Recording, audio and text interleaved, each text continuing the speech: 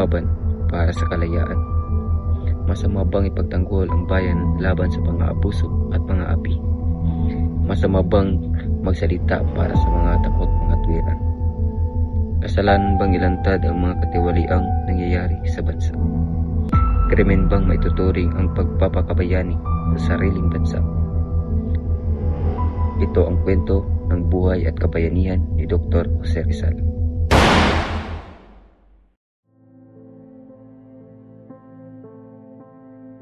Isinilang ako sa Calamba, Laguna noong Hunyo 11, 1861 sa pagitan ng alas 11 at alas 12 ng hating gabi ng aking ina na si Teodora. Sa ngalan ng pag-ibig at pagmamahal sa mundo, ikaw ay si Jose Potasio Rizal Mercado y Alonzo Realonda o tatawaging Pepe na magiging tanda ng kaligayahan at pagmamahal.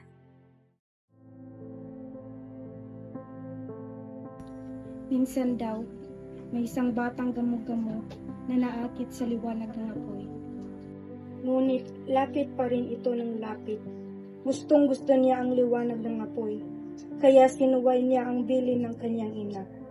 Lumipad siya ng lumipad, palibot sa apoy, papalapit ng papalapit sa apoy, hanggang sa magliyab ang pakpak ng batang gamo-gamo at tuluyan siyang namatay. Pepe, naintindihan mo ba ang ibig sabihin ng kwento ng gamo-gamo? Dapat lumayo siya sa apoy para hindi mabuwis ang kanyang buhay.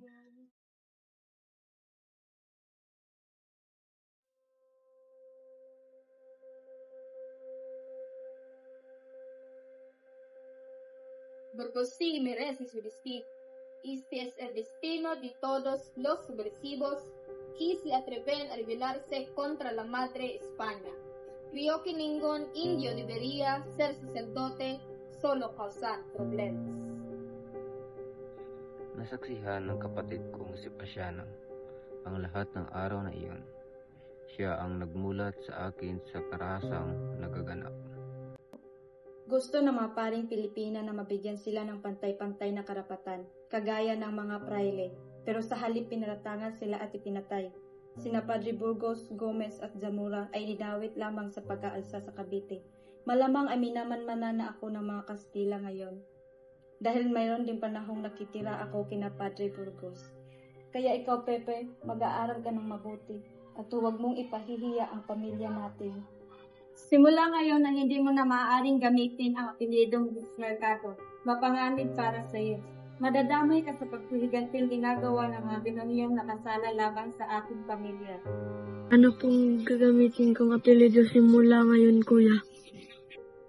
Rizal. Hanggang sa aking paglaki ay dala-dala ko ang tungkuling ipagtanggol ang mga naaapi. Nakapag-abroad ako at nag-aral hanggang sa maging ganap na antropologo upang gamutin ang ina kong unti-unti nang nagiging malabo ang paningin. Marami-rami na rin akong nobelang naisulat laban sa Espanya, kaya naging mainit ang aking pangalan sa kanila. Hanggang sa ako'y tuluyang nakulong at nahatulang patayin sa harap ng mata ng aking bayan. Tapos ang aking paglalakbay sa ibang bansa, ay umuwi ako sa Pilipinas upang ipakilala ang aking naisulat na La Liga Filipina.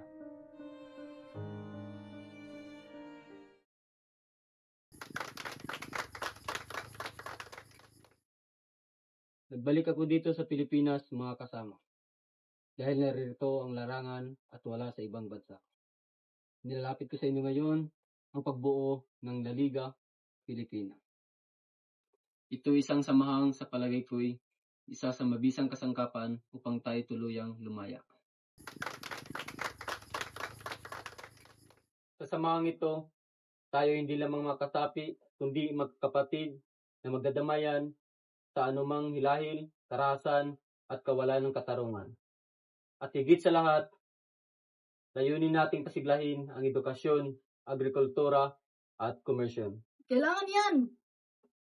Ito ang una at pinakamainam na hakbang sa ating paglaya. Tama! gawing matatag na pundasyon ng tao at ng kanyang pamilya.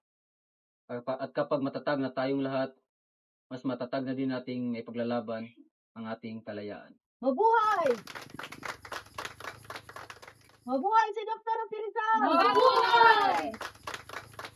Senior Felipe Lockdown. Kamusta ka?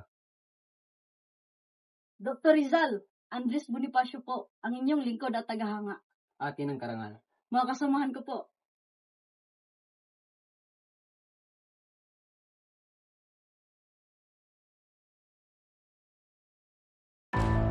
Mga kapatid, naririto tayo para sa himagsikan. Ano ang sigaw ng mga naaapi? Mamatay para sa bayan! Ngayon, ay pinuputol na natin ang ating ugnayan sa mga Kastila. Ilabas ninyo ang inyong mga sedula. Ang papel na simbolo ng pagsakop ng Espanya sa ating bayan. Punitin ninyo ang inyong mga sedula. Punitin! At magkaisa tayo para sa himagsikan. Mabuhay ang Pilipinas! Mabuhay! Mabuhay ang Katipunan! Mabuhay! Mabuhay! Mabuhay! Mabuhay! Mabuhay!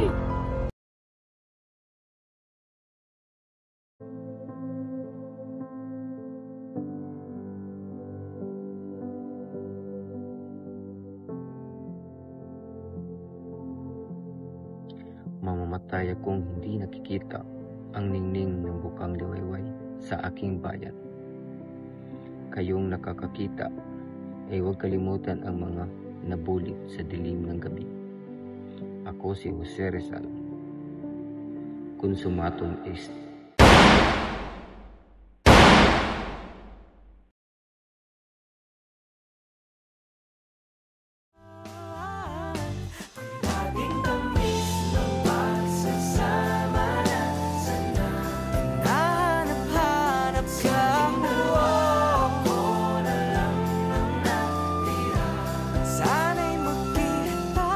Bawat sandali na ikay aking kasama ay higit pa sa kahit anong kayamanan. Sa iyong mga matay, nakikita ko ang salamin ng aking kaluluwa. At sa iyong puso, ako'y nakakita ng tahanang matagal ko nang hinahanap. Patawad. Hanggang sa muli, mahal ko.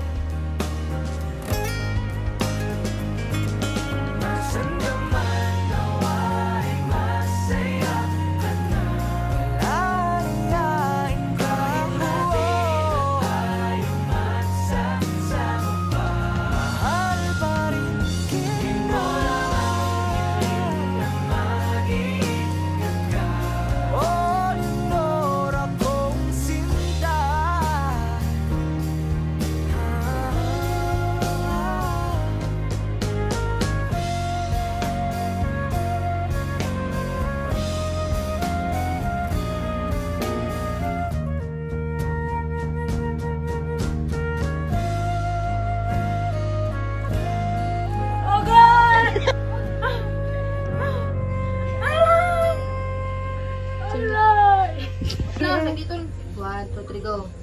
Mahal ko. Sama na.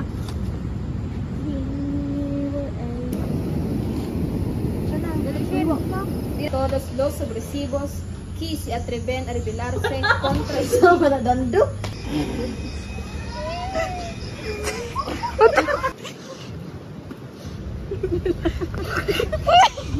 Tawa ang buong-buong. Pero yung po tinanda.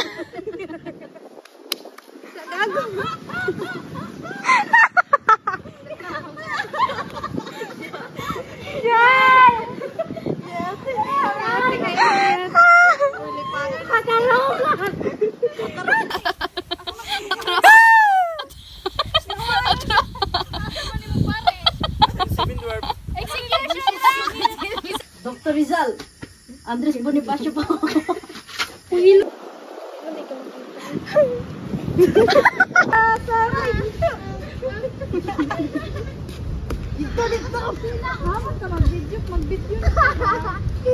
Laina.